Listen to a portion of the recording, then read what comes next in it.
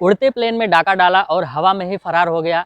आज भी एफबीआई के लिए रहस्यमय बना हुआ है ये डीबी कपूर। नमस्कार दोस्तों, मैं विजय कुमार चौहान अपने इस एपिसोड कहानी कंटिन्यू में आपका स्वागत करता हूं। दरअसल यह स्टोरी वॉशिंगटन की है। 1971 की जो कहानी है मैं आपको बताना चाहता हूं। यह बहुत ही आपको हैरान परेशान कर सकती है, क्योंकि इस कहानी में कुछ ऐसे वारदात हुए जिसका आज तक एफबीआई, वर्ल्ड की सबसे बड़ी जांच एजेंसी एफबीआई भी इसका अभी तक खुलासा नहीं कर पाई है। उस एफबीआई के लिए यह कहानी रहस्यमय बनकर पड़ी हुई है। तारीख थी 24 नवंबर 1971। लगभग दोपहर का वक्त हो चला था और अमेरिका के ओरेगन राज्य पोर्टलैंड में एक आम इंसान दिखने वाला शख्स जो नॉर्थ वेस्ट ओरिएंटल एयरलाइंस के काउंटर पर पहुंचा और उसने अपना नाम डैन कपूर बताया। उसने उस काउंटर पर कैश दिया और वहां से सिएटल वाशिंगटन 305 नंबर फ्लाइट की एक तरफा टिकट खरीदी और यहीं से स्टार्ट होती है अमेरिका की सबसे बड़ी जांच एजेंसी एफबीआई के इतिहास की अनसुलझी स्टोरी का रहस्य।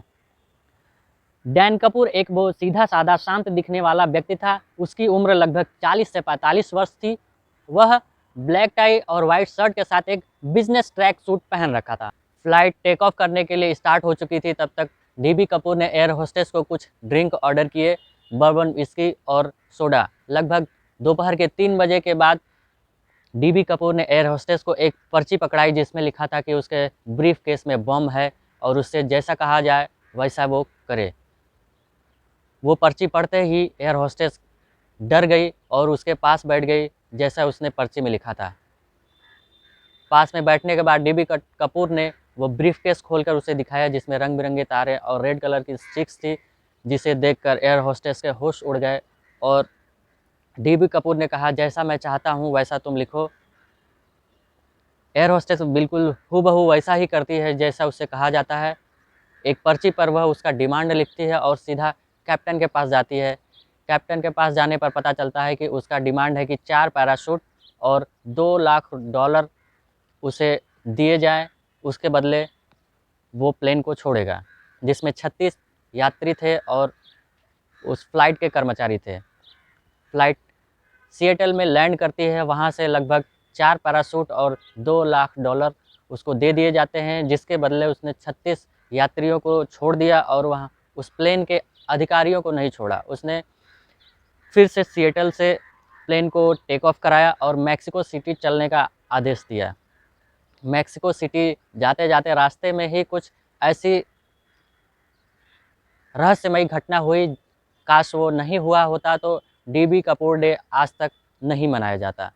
सिएटल और रेनो के बीच में करीब 8 बजे रात में डीबी कपूर अपने पैराशूट और $2 लाख के साथ प्लेन के पिछले हिस्से से कहीं कूद गया। हालांकि पायलटों ने एक सुरक्षित लैंडिंग की, लेकिन रात के अंधेरे में डीबी कपूर किधर गायब हो गया आज भी रहस्यमय बना हुआ है।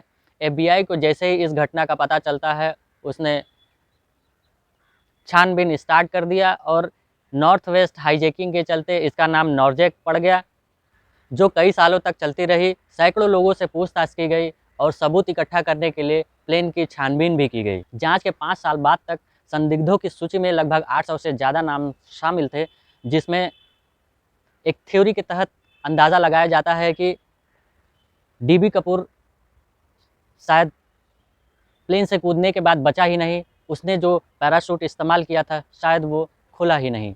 लगभग 1980 में इस थ्योरी के चलते ज़्यादा समर्थन मिला जब एक लड़के को नोटों से भरा एक सड़ता हुआ बैग मिला, जिसका सीरियल नंबर उस कपूर ने जो $2 लाख लिए थे उससे मेल खाते थे, जिससे लोगों को यह पूर्ण विश्वास हो गया कि डीबी कपूर अब इस दुनिया में नहीं है, उसने पैसों का इस्तेमाल नहीं कर पाया।